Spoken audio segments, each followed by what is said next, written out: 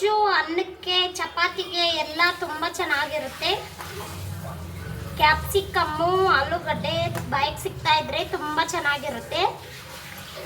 ಈ ಥರ ಗೊಜ್ಜು ಯಾವ ಥರ ಮಾಡೋದು ಅಂತ ನೋಡ್ಕೊಬರೋಣ ಬನ್ನಿ ಫ್ರೆಂಡ್ಸ್.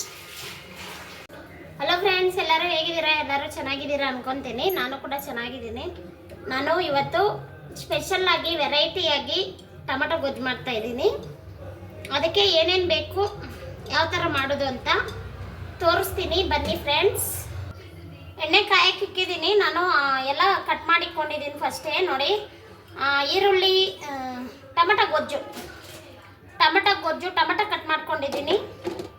ಆಮೇಲೆ ಈರುಳ್ಳಿ, ಬೆಳ್ಳುಳ್ಳಿ, ಹಸಿಮೆಣಸಿನ್ಕಾಯಿ, ಕರಿಬೇವಿನ ಸೊಪ್ಪು, ಕ್ಯಾಪ್ಸಿಕಮ್.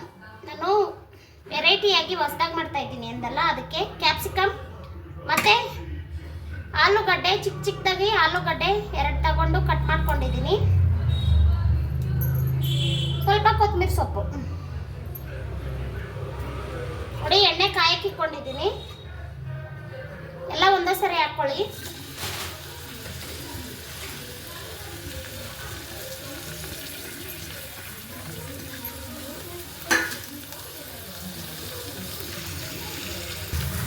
ಇದೆಲ್ಲ ಒಂದೇ ಸರಿ ಫ್ರೈ ಆದ್ರೆ ಚೆನ್ನಾಗಿರುತ್ತೆ. ಕ್ಯಾಪ್ಸಿಕಮ್ಮು ಈರುಳ್ಳಿ ಜೊತೆನೆ ಫ್ರೈ ಆದರೆ ಚೆನ್ನಾಗಿರುತ್ತೆ. ಇದಕ್ಕೆ ಒಂಚೂರು ಉಪ್ಪು ಹಾಕ್ಕೊಂಡ್ರೆ ಬೇಗ ಫ್ರೈ ಆಗುತ್ತೆ. ಕ್ಯಾಪ್ಸಿಕಮ್ ಎಲ್ಲ ಸಾಫ್ಟ್ ಆಗಬೇಕಲ್ಲ, ಅದಕ್ಕೆ ಒಂಚೂರು ಉಪ್ಪು ಹಾಕ್ಕೊಂಡ್ರೆ ಬೇಗ ಸಾಫ್ಟ್ ಆಗುತ್ತೆ.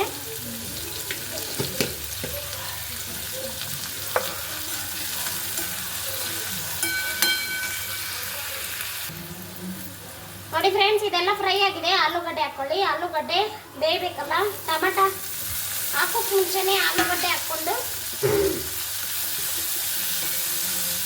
ಫ್ರೈ ಮಾಡಿಕೊಂಡ್ರೆ ಇದಕ್ಕೊಂಚೂರು ಅರಿಶಿನ ಪುಡಿ,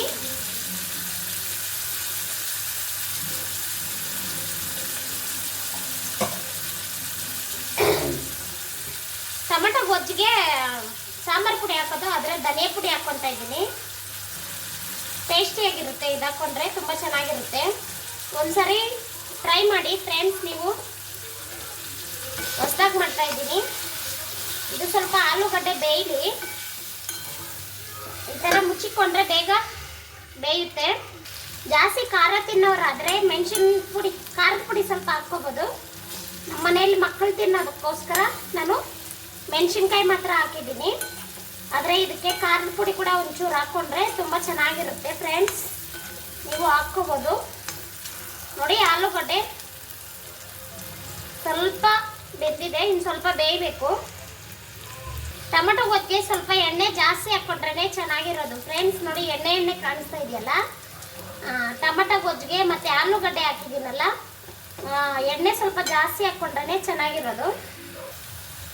ಆಲೂಗಡ್ಡೆ ಬೆಂದಿದೆ, ಟೊಮೆಟೊ ಹಾಕ್ಕೊತಾ ಇದ್ದೀನಿ ಫ್ರೆಂಡ್ಸ್.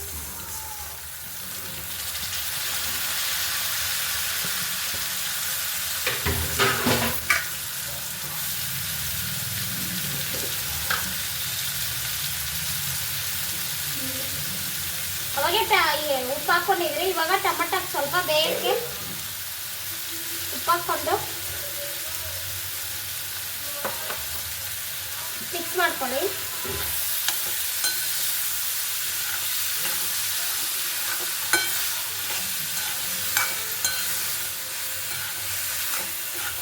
ತುಂಬ ಚೆನ್ನಾಗಿರುತ್ತೆ. ಚಪಾತಿ, ಅನ್ನ ಎಲ್ಲದಕ್ಕೂ ಚೆನ್ನಾಗಿರುತ್ತೆ.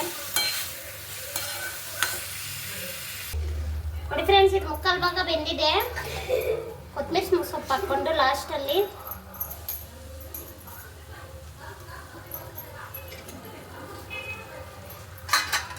ಒಂದೆರಡು ನಿಮಿಷ ಮುಚ್ಚಿಕೊಂಡು ಆಫ್ ಮಾಡಿಕೊಂಡ್ರೆ ತುಂಬ ಸೂಪರಾಗಿರುತ್ತೆ ಅನ್ನ, ಚಪಾತಿ ಎಲ್ಲ. ನೋಡಿ ಫ್ರೆಂಡ್ಸ್, ಎಣ್ಣೆ ಬಿಟ್ಕೊಂಡೈತೆ. ಇದಾಗಿದೆ. ಆಫ್ ಮಾಡಿಕೊಂಡು ನೋಡಿ, ಅನ್ನದ ಜೊತೆಗೆ ಟೇಸ್ಟ್ ಮಾಡಿ ಹೇಳ್ತೀನಿ. ಕ್ಯಾಪ್ಸಿಕಮ್ಮು, ಆಲೂಗಡ್ಡೆ ಎಲ್ಲ ಬಾಯಿಗೆ ಸಿಗ್ತಾ ಇದ್ರೆ ತುಂಬ ಸೂಪರ್ ಆಗಿರುತ್ತೆ ಫ್ರೆಂಡ್ಸ್. ತುಂಬ ಚೆನ್ನಾಗಿರುತ್ತೆ.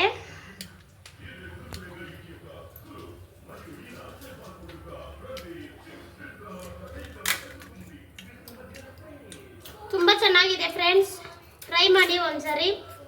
ಆಲೂಗಡ್ಡೆ ಕ್ಯಾಪ್ಸಿಕಮ್ ಹಾಕಿ ಚೆನ್ನಾಗಿದೆ, ಒಂದ್ಸರಿ ಟ್ರೈ ಮಾಡಿ.